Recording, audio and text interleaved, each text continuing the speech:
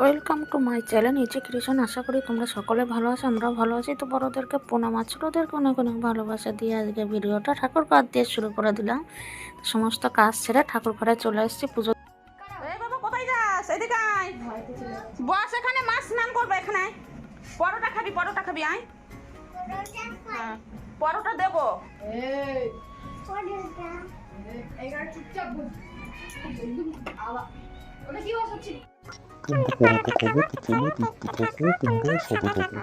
বস বস বস, তুই কি খাবি?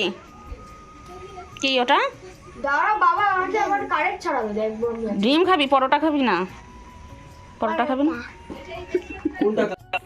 তো বন্ধুরা দেখতেই পাচ্ছ দুষ্টুটা কত দুষ্টুমি শুরু করে দিয়েছে। তার সাথে সাথে আমার ছেলে তো ওরা খাবিয়ে দিতে হয়। ও খেতে পারে কিন্তু ও খেতে গেলে অনেকটা দেরি করবে আর আমার কাজের দেরি হয়ে যাবে।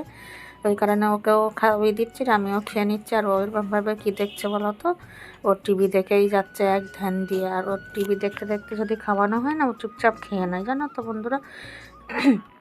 কোনো ঝামেলা হয় না খাওয়াতে। তা ওর একটু ঝাল ঝাল লাগছিলো, তো আমরা পরোটা ঘুগনি আর ডিম সিদ্ধ এই হচ্ছে আমাদের সকালের টিফিন। তো তারপরে চলো তোমাদের সাথে। এখানে আমাদের হচ্ছে সরস্বতী পুজোর কথা বলছে, আর এইদিকে হচ্ছে আমি আদা রসুন এগুলো সব দিয়ে দিয়েছি। তোমার দাদা ভাইকে ওইগুলো পেস্ট করে দেবে, যদি হাতে করে না করে দেরি হয়ে যাবে আজকে। যেহেতু রাত্রে নাইট এলপি করেছিলাম, খুব দেরি হয়ে গেছে সকালে উঠতে। মানে সকাল পর্যন্ত এলপিটা করেছিলাম। তো তারপরে দেখো আমি উঠে গেছি কিন্তু তাড়াতাড়ি আমার কাজ আমি করে নিয়েছি। আর তোমার দাদা ভাই উঠতে দেরি করেছিল বাজারে যেতে, ওর জন্য আমার রান্নাটাও দেরি হয়ে গেছে। তো আজকে আমাদের মেনু হবে হচ্ছে বেশি কিছু করব না, আলু ভাজা করব গোল গোল করে, আর চিকেনটাই করব। আর আমাদের জানা তো চিকেন নিয়ে আসলে আমাদের সলিড মাংস খেতে পারি না আমরা কেউ, ওর জন্য ওইটা দিয়ে পকোড়া বানানো হয়। আর এই যে আঙুর ফল নেওয়া হয়েছিল বিস্কুটের বাবার কাছ দিয়ে। আর এইদিকে দেখো সব আমি কেটে বেছে ধুয়ে রেখে দিয়েছি। আর স্যালাডের জন্য একটা গোটা পেঁয়াজ আর শসাগুলো রেখে দিয়েছি ছাড়িয়ে, তাহলে তাড়াতাড়ি হয়ে যাবে। এবার খাবার সময় যেন ছাড়িয়ে গিয়ে কেটে করতে খুবই দেরি হয়ে যায়। আর ওইটা চায়ের বাটি বসানো কেন বলো তো, তোমাদের দাদা ভাই চায়ের নেশা উঠে গেছে। আর এখন বাজে কিন্তু 1টা। আর আজকে রান্না করতে আমার খুবই দেরি হয়ে গেছে। আর এই কুমড়োর তরকারিটা কালকের রাতের তরকারি। আর এখানে সব মশলা টশলা নিয়ে আমি এবার রান্নাটা করে নেবো। আর এদিকে জানো তো রান্না করতে করতে আমি জামা কাপড় যে কেচেছিলাম, অনেক জামা কাপড় কেচেছিলাম, ওই ব্ল্যাঙ্কেটটা রোদ্দুরে দিয়েছিলাম। তা সেইগুলোও সব কুচিয়ে নিচ্ছি। ওইদিকে রান্নাও হচ্ছে, এদিকে আমার ঘরের কাজটাও হয়ে যাচ্ছে গোছানো। আর এইদিকে দেখো আলু ভাজাটা হয়ে গেছে, মাংসর আলু ভাজা হয়ে গেছে। এবার আমি চিকেনটা করে নিচ্ছি। আর কষানো প্রায় হয়ে গেছে চিকেনটা।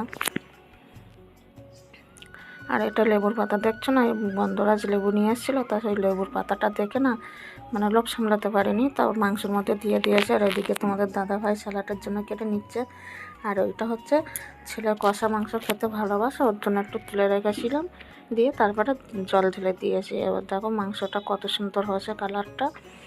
তারপরে সোজা কিন্তু চলে আসবো ডিনারে, মানে ডিনারে না, রাত দুপুরের খাওয়াতে। তো এই যে হচ্ছে সব নিয়ে জোগাড় করে নিয়ে বসেও গেছি।